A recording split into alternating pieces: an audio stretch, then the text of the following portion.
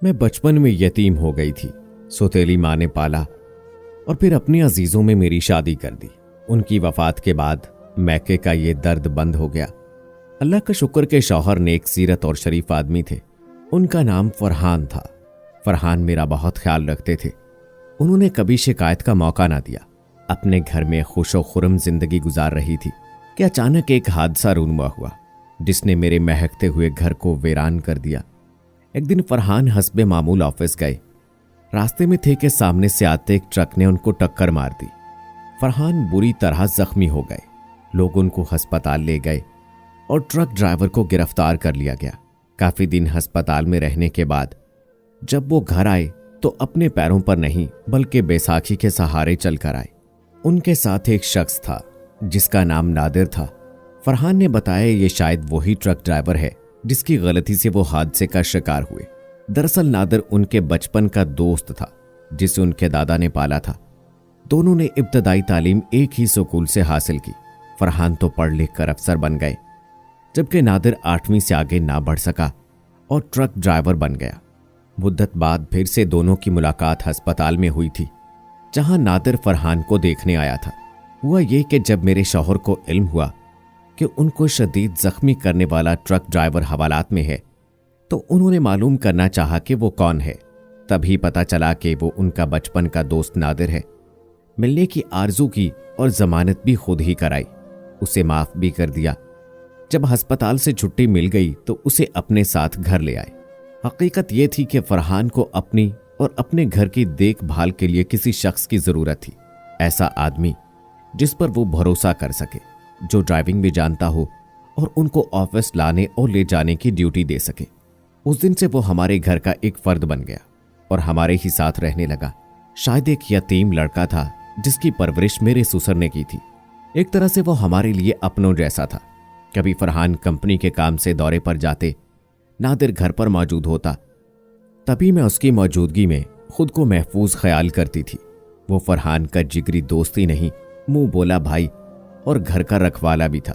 मेरी शादी को 5 बरस गुजर चुके थे और मैं औलाद की नेमत से महरूम थी। तभी घर खाली खाली था और मैं बेहद तन्हाई महसूस करती थी।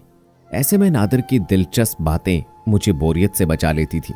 होते होते नादिर से मैं बेहद मानूस हो गई।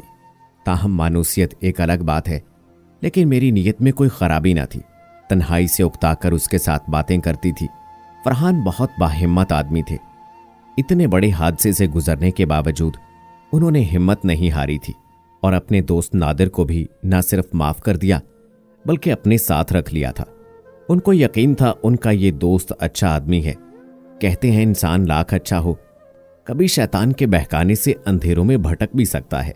हमें तन्हाई मयस्सर थी तो एक वक्त आ गया कि शैतान गालिब आने लगा और मैं शैतान के हाथों खिलौना बनते बनते रह गई। हम तो समझ रहे थे कि फरहान हर बात से गाफिल हैं, मगर उनमें बहुत फरासत थी और वो हमारी छोटी छोटी बातों को नोट कर रहे थे। एक दिन उन्होंने कहा कि मैं आज दौरे पर जा रहा हूं, 2 दिन बाहर रहूंगा, तुम अपना ख्याल रखना। नादिर को उन्होंने एक अलग कमरे में जगह दी हुई थी। मुझे उस रोज वो खुदा हाफिज कहकर घर से नहीं गए बल्कि लाउंज के अंदर बनी हुई सीढ़ियों के नीचे ही बैठ गए और मैं यही समझी कि वो घर से चले गए हैं, क्योंकि ऑफिस की गाड़ी बज़ाहिर उनको लेने भी आई, जबकि नादिर उस वक्त कमरे में सो रहा था। फरहान के जाने के घंटा बाद दरवाजा बजा और मैंने खोला तो नादिर था। वो मेरे साथ मेरे कमरे में आ गया। थोड़ी ही देर गुजरी थी कि फरहान उस कमरे में आ गए जहां मैं और नादिर थे। उन्हें सामने देखकर हमारे औसान ही खता हो गए। उनके आने की खबर तक न हो सकी और अब अपना सांस बंद होता महसूस होने लगा। जाहिर है कि वो बैसाखी पर चलकर आए थे, मगर बैसाखी की आहट तक हम सुन ना पाए थे। फरहान ने निहायत ठंडे लहजे में सवाल किया, मुझे सच बता दो नादिर का इस वक्त यहां मौजूद होना किस वजह से है? क्या ये महज इत्तफाक है या तुम दोनों मेरे घर की छत तले रहकर मुझे धोखा दे रहे हो? याद रखना, अगर सच न कहा तो मैं तुम दोनों को गोली मार दूंगा। उन्होंने जेब में हाथ डालकर पिस्तौल निकाल लिया। हम दोनों के लबों पर शर्मिंदगी की मोहर थी, क्योंकि शौहर की गैर मौजूदगी में ड्राइवर का मालकिन के बेडरूम में होना शर्मनाक बात थी। माहम, मुझे बताओ, मुझसे तुमको क्या तकलीफ पहुंची है? आखिर शिकायत क्या है? क्या मैं तुम्हारा ख्याल नहीं रखता या किसी शय की कमी है? किस वजह से तुम मुझसे बेवफाई कर रही हो? अगर ऐसी कोई बात नहीं है तब कुरान पाक पर हाथ रखकर तुम दोनों कसम खाओ कि तुम्हारी नियतों में कुछ फितूर नहीं है। इतनी बड़ी कसम खाने का तो मैं तसव्वुर भी ना कर सकती थी। नादिर ने भी कसम उठाने से इनकार कर दिया। तब फरहान ने पिस्तौल उसके हाथ में देकर कहा, दोस्ती का हक अदा करो और तुम मुझे मार दो, तो मैं ऐसी बेगैरती की जिंदगी अब नहीं जी सकता। बेशक ये सच था कि उस वक्त अगर फरहान ना आते तो हम गुनाह की दलदल में उतर जाते। फरहान ने नादिर से कहा, तुम मेरे दोस्त हो जिसने गलती से मुझे अपाहज किया और मैंने उसे घर में रख लिया, तो क्या इसी दिन के लिए कि तुम मेरी इज्जत पर बुरी नजर रखो, मेरी खुशियां पामाल कर दो? बताओ क्या बिगाड़ा था मैंने तुम्हारा? मेरे तो दादा ने तुमको यतीमी के दुखों से निकाला और तुमने मुझे कैसे हालात में धक्का दे दिया। किस नीयत से तुम यहां आए हो? ये लो पिस्तौल और मुझको खत्म कर दो। खुदारा इस अजियत से तुम ही निजात दिलाओ और फिर जो चाहे मनमानी कर लो। बिलाखिर फरहान ने कहा, मैं अब तुम्हें अपनी बीवी की हैसियत से नहीं रख सकता। मैं तुम्हें आज़ाद करता हूं ताकि तुम नादिर से शादी कर सको। मैं शाम तक के लिए बाहर जा रहा हूं, तुम लोग इस दौरान जो चाहे ले जाओ, मगर यहां से कहीं दूर चले जाओ।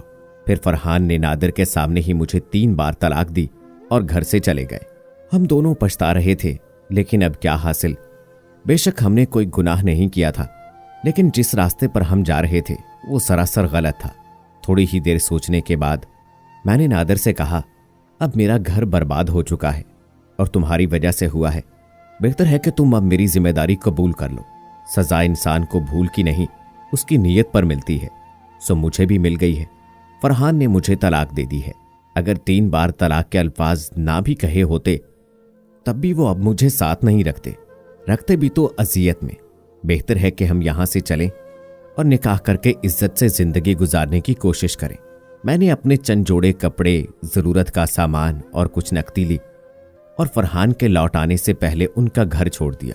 हम रहीम यार खान से कराची आ गए और चंद दिन नादिर के एक वाकिफकार के घर पर रहे। इद्दत की मुद्दत गुजरने के बाद मैंने नादिर से निकाह कर लिया। एक छोटी सी कॉलोनी में एक सस्ता घर किराए पर मिल गया और वो किसी ट्रांसपोर्ट का ड्राइवर हो गया। इंसान को जब तक जन्नत से निकाला नहीं जाए वो नहीं समझ सकता कि जन्नत की क्या कदर कीमत होती है। ख्वाबों की दुनिया और हकीकत की दुनिया और होती है। अब पता चला कि जिंदगी के असल मसाइब क्या है। एक खुशहाल शख्स की बीवी थी तो तन्हाई काटती थी। अब एक ऐसे शख्स की मनकूहा हो गई जो रोज नशा करता है, शराब पीता है। अब दिल जलता था और फरहान की मोहब्बत, उसकी खूबियां और अच्छाइयां याद आती थी।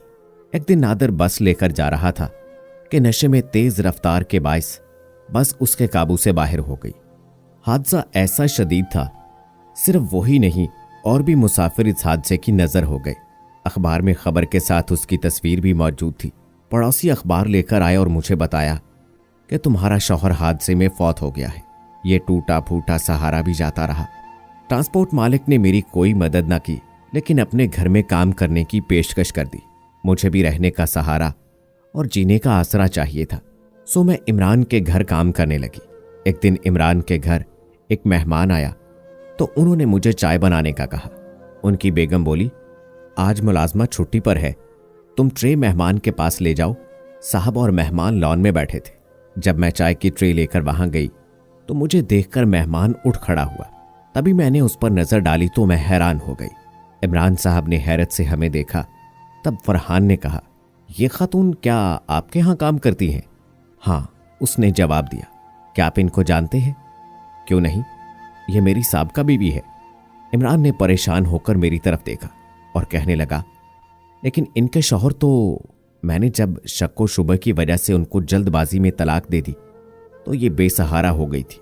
तभी मेरे ड्राइवर ने इनके साथ निकाह करके उनको जीने का आसरा दिया और चंद दिन पहले एक हादसे में वो भी जाँ बहक हो गया है।